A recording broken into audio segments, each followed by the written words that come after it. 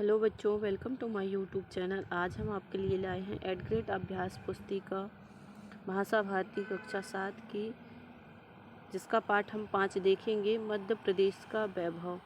इसमें बहुविकल्पीय प्रश्न पहला देखेंगे हम, जीवाश्म राष्ट्रीय उद्यान कहाँ है। इसमें ऑप्शन दिए गए हैं बालाघाट, भोपाल, पन्ना, मंडला। तो इसमें आंसर हम लिखेंगे मंडला। प्रश्न नंबर दूसरा है, अंक शब्द का अर्थ है संख्या, दूसरा अर्थ है। तो ऑप्शन इसमें दिए गए हैं कीचड़, देखना, गोद, पानी। तो हम आंसर में गोद लिखेंगे। प्रश्न नंबर तीसरा है, भरत मिलाप का प्रसिद्ध स्थल है। ऑप्शन दिए गए खजुराहो में, चित्रकूट में, भीमबेटका में, उज्जैन में। तो आंसर हम लिखेंगे चित्रकूट में। प्रश्न नंबर चौथा है, सबे मालवा का अर्थ है। तो ऑप्शन दिए गए हैं मालवा की सुबह, मालवा का भोजन, मालवा की रात, मालवा के महल। इसमें आंसर आएगा मालवा की रात। प्रश्न नंबर 5 है, अनेक पर्यटक ग्वालियर घूमने आते हैं। इस वाक्य में संयुक्त क्रियापद है। तो इसमें ऑप्शन दिए गए हैं ग्वालियर घूमने, पर्यटक आते हैं, अनेक पर्यटक घूमने आते हैं। तो इसमें हम आंसर लिखेंगे घूमने आते हैं। अब आते हैं, नीचे दिए गए शब्दों में से उचित शब्द चुनकर रिक्त स्थानों की पूर्ति कीजिए। तो इसमें छठवा है, सांची के स्तूप खालिस्तान धर्म के स्मारक हैं। तो किसके हैं? बौद्ध धर्म के। अगला 7 है, खालिस्तान हीरों की खदान के लिए प्रसिद्ध है। तो कौन सा प्रसिद्ध है? पन्ना। छतरपुर शहर का नाम खालिस्तान के नाम पर रखा गया। तो किसके नाम पर? महाराजा छत्रसाल के। अगला 9 है, उज्जैन में पिछला कुंभ मेला सन 2016 में आयोजित हुआ था। अगला कुंभ मेला सन खालिस्तान में आयोजित होगा। तो कब होगा? 2027 में। 10वां प्रश्न है, अधिक में तम प्रत्यय लगाने पर बनने वाला शब्द खालिस्तान होगा। तो क्या होगा? अधिकतम। अब हम आते हैं अति लघुत्तरी प्रश्न। प्रश्न नंबर 11 देखेंगे, पाठ के अनुसार मोक्षदायिनी नदी किसे कहा गया है। तो हम उत्तर में लिखेंगे पाठ के अनुसार नर्मदा नदी को मोक्षदायिनी कहा गया है। 12 नंबर में, निम्नलिखित में से लोकगीत और लोक नाट्य पहचान कर लिखिए।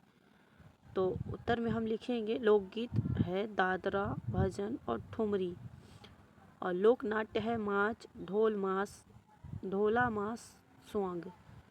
अगला 13 प्रश्न हम देखेंगे, सोहन खेलता है और मुनिया पढ़ती है। वाक्य में से क्रिया शब्दों को छांटकर लिखिए एवं एक क्रिया युक्त वाक्य बनाइए। तो क्रिया शब्द जो है वो है खेलता और पढ़ता, और वाक्य है सोहन खेलता है। अगला 14 नंबर प्रश्न देखेंगे हम, उज्जैन नगर को पहले किस नाम से जाना जाता है।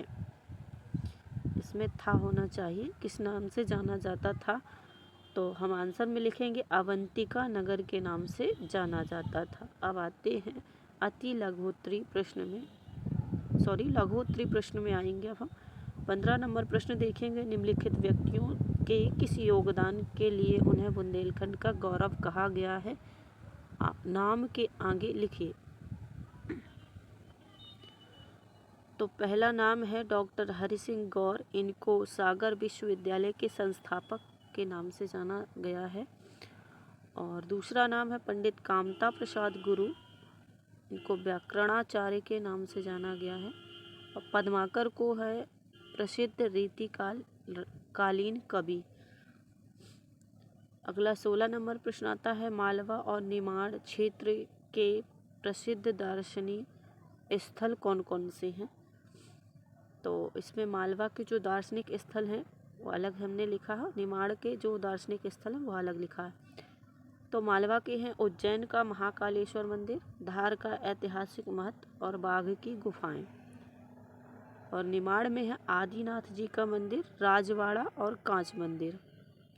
अगला 17 नंबर प्रश्न आता है, यदि आपको मध्य प्रदेश में भ्रमण का अवसर मिले तो आप किस स्थान का भ्रमण करना चाहेंगे, कारण सहित बताइए। तो यदि हमें मध्य प्रदेश का भ्रमण करने का अवसर मिले तो हम खजुराहो के मंदिर जाना चाहेंगे, क्योंकि वहाँ ऐतिहासिक बहुत सारी चीज़ें मिलती हैं। अगला 18 नंबर प्रश्न है, ग्वालियर की किन्हीं 3 विशेषताओं का वर्णन कीजिए। तो इसमें हमने पहली विशेषता लिखी है ग्वालियर किला, जो इतिहास के लिए प्रसिद्ध है। दूसरी लिखी है जय विशाल महल, जो भव्यता और संग्रहालय के लिए प्रसिद्ध है। और तीसरा हमने लिखा है संगीत समारोह, नहीं, तानसेन संगीत समारोह, जो भारतीय शास्त्रीय संगीत के लिए प्रसिद्ध है। अब आते हैं हम दीर्घोत्तरीय प्रश्न में, जिसका 19 नंबर प्रश्न है, साहित्य और संगीत के क्षेत्र में मध्य प्रदेश के योगदान को बताइए। तो हम आंसर में लिखेंगे उत्तर प्रदेश में साहित्य और संगीत का बहुत महत्वपूर्ण योगदान है। सॉरी, यहाँ पे उत्तर प्रदेश अपन को नहीं लिखना है, यहाँ पे मध्य प्रदेश लिखना है। यहाँ पे हम मध्य प्रदेश लिखेंगे, मध्य प्रदेश।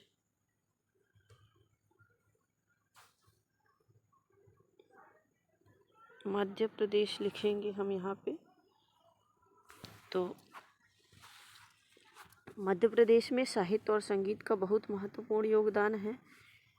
साहित्य में कालिदास, बाणभट्ट, पद्माकर, भूषण और पद्माकर प्रमुख हैं।